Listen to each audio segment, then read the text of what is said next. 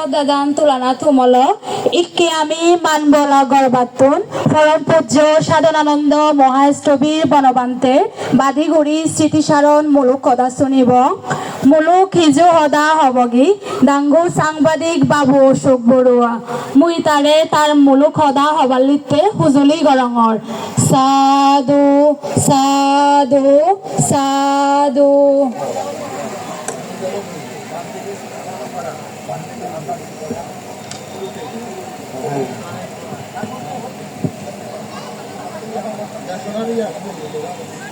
আজ 21শে ফেব্রুয়ারি মহান শহীদ দিবস ও আন্তর্জাতিক মাতৃভাষা দিবস। এই উপলক্ষে বন্ধ থাকায় ইপিজেডের যারা পরিচালনা করেন, যারা ভান থেকে চালান, ওনাদের ছুটি। ইপিজেড সম্পূর্ণটাই ছুটি। এই ছুটির ফাঁকে ওনারা যে ধর্মের আয়োজন করেছে, আজকে মহাসংঘদান, অষ্টপুরস্কার দান এবং পূজনীয় বনভান্তের পরিনির্বাণ দিবস উদযাপন, এবং আজকে এই বুদ্ধ পূজা, সংঘদান, অষ্টপুরস্কার দানের মহামান্য সংঘপ্রধান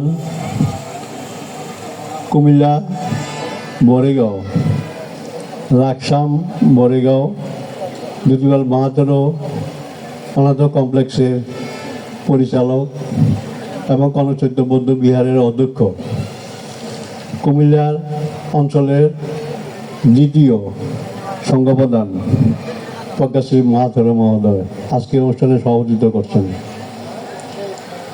অনুষ্ঠানে রাঙ্গামাটি খাগড়াছড়ি থেকে আগত পরম পূজ্যপদ ভিক্ষু সংঘ, ওনাদের পদতলে বন্দনা এবং ইপিজেড সার্বজনীন মৈত্রী বৌদ্ধ বিহারের সুযোগ্য অধ্যক্ষ নন্দসার ভান্তে মহোদয়, করুণানন্দ থেরো মহোদয় এবং আজকে উপস্থিত আরেকজন কুমিল্লা অঞ্চলের বিশিষ্ট লেখক এবং বক্তা, আমাদের ধর্মীয় দেশনা দেন প্রজ্ঞাজ্যোতি মাহাতর মহোদয়। উনি মজলিশপুর, লাকসাম মজলিশপুর বৌদ্ধবিহারের অধ্যক্ষ। উপস্থিত মৈত্রী বিহারের সভাপতি, সাধারণ সম্পাদক সহ পরিচালনা বোর্ডের কর্মকর্তাবৃন্দ এবং আজকে এই অনুষ্ঠানের যিনি সবচেয়ে বেশি পরিশ্রম করেছেন এককভাবে, উদযাপন কমিটির সভাপতি সোনারাম দা, ওনাকে ধন্যবাদ এবং কৃতজ্ঞতা জানাচ্ছি সভাগুলোর পক্ষ থেকে। আজকে উপস্থিত সকলের প্রতি পরম শ্রদ্ধা ভান্তেদের প্রতি বন্দনা, উপাসক উপাসিকাদের প্রতি নমস্কার এবং শুভেচ্ছা। পূজনীয় বনভান্তে, পূজনীয় বনভান্তে যদি আবির্ভাব না হতো তাহলে কিন্তু ধর্মচর্চাটা হতো না। আমরা যখন বনভান্তের আগে দৃশ্য দেখি রাঙ্গামাটি পার্বত্য জেলা বিশেষ করে, তখন যে অবস্থা ছিল, পূজনীয় বনভান্তে আবির্ভাবের পরে ধর্মের যে চেতনা জাগ্রত, যে একটা অদ্ভুত ধরনের সাফল্যতা আছে। এবং যদি বনভান্তের আবির্ভাব না হতো তাহলে কিন্তু অনেকেই ধর্মচ্যুত হয়ে যেত। আজকে বুদ্ধের আশীর্বাদ এবং উনি বৌদ্ধ ধর্মের যে ধ্যান সাধনা, প্রজ্ঞা এবং শীল উনি সম্পূর্ণ লাভ করেই পরিনির্বাণ লাভ করেন। আমি যখন পূজনীয় বনভান্তের কাছে যাই তখন কিন্তু অনেকবার, প্রায় 84 সাল থেকে পূজনীয় বনভান্তের কাছে আসা যাওয়া করি। এবং সবচেয়ে মজার ব্যাপার, আমি যেদিন বনবিহারে গেলাম সেদিনে পূজনীয় ভান থেকে হেলিকপ্টারে করে ঢাকা নিয়ে যাচ্ছে। আশ্চর্য ব্যাপার। এবং কতগুলি আশ্চর্য আরো ঘটনা আছে। ওনার যে গ্রামের বাড়ি ওইখানে উনি একটি নদীতে ওনার বাড়ি চিহ্নিত করেছেন। সেই নদীতে ওনার একটি স্মৃতি মন্দির হবে। যেদিন উনি স্মৃতি মন্দির উদ্বোধন করেন ওই দিনও কাকতালীয়ভাবে আমি গিয়ে উপস্থিত হয়েছি এবং ভিত্তিপত্র স্থাপনের সময় ছিলাম, উদ্বোধনের সময় ছিলাম।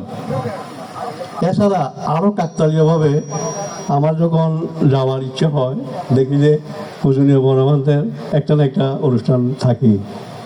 আর সবসময় কঠিন শিবর দান পূজনীয় বনমান্তের 8ই জানুয়ারি জন্মলাভ এবং ওনার 30শে জানুয়ারি পরিনির্বাণ দিবস, এই দুইটা দিবস তো অবশ্যই কম্পালসারি আছে, শিবদানে আছে। এছাড়া বর্ষা মাসের সময় ওনাকে গিয়ে একবার দেখা করে আসতাম, যে কোনো সময় বর্ষা মাসকালীন সময়ে। আমার পুত্র অরিন্দম, ভাতিজা সোমেন বড়ুয়া, ভাগিনা, তাদেরকেও আমি ওইখানে গিয়ে সমন করে আসছিলাম এবং বান্ধে সেবা শুশ্রূষা আমার ছেলেরা, ভাগিনারা এবং ভাতিজা বান্ধেকে সেবা শুশ্রূষা একবার নিজে হাতে ধরে ধরে সেবা শুরু করেছে। আনন্দ মিত্র বান্ধে ওদের গুরু, আমার ছেলে এবং ভাতিজা এবং ভাগিনাদের। এই আনন্দ মিত্র বান্ধে পূজনীয় বনমান্তের একজন আদর্শ শিষ্য। আজকে এখানে যারা উপস্থিত হয়েছেন ওনারা কত কষ্ট করে, কত দূর দূর দূরান্ত থেকে আসছেন, এটা কল্পনাও করা যায় না। আমরা এখানে বসে শহরে আসি, শহরে কত সুন্দর পরিপাটি, সব কিছু পাওয়া যায় হাতের নাগালে, কিন্তু পাহাড়ে পর্বতে ওনারা এই ভান্তেরা, পূজনীয় ভান্তেরা ধ্যান সমাধি করেন। আমি কালকে রাত্রে এখানে আসছিলাম দেখার জন্য, পরে করুণানন্দ ভান্তে বললো যে একটু বড় ভান্তে আছে পদ্ম বিষয়ে রেস্ট হাউসে, আপনি একটু গান দেখা করে আসেন। আমি ওইখানে গেলাম, গিয়ে দেখি ভান্তারা পায়চারি করতেছে, ভান্তারা বসে নেই, পায়চারি করতেছে।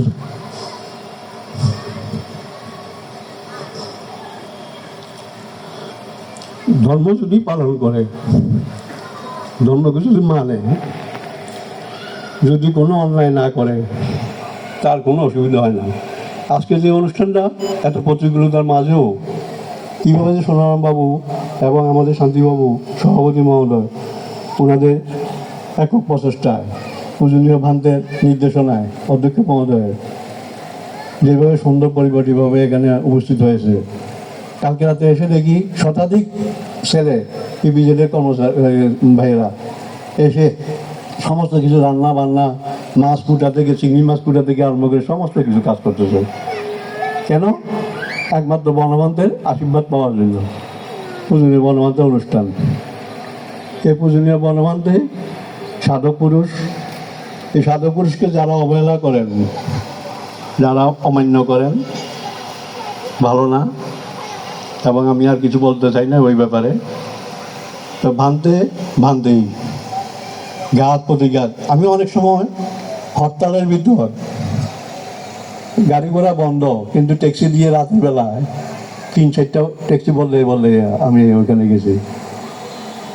ভগবান আশীর্বাদে, বনমান্তের কৃপায় রাতের বেলা যাওয়ার সময় কোনো অসুবিধা হয় না। ঠিক সময় গিয়া ওই ঠিক 6টার আগে গিয়ে পৌঁছি এবং 6:30 এখানে একটা সংগঠন হয়।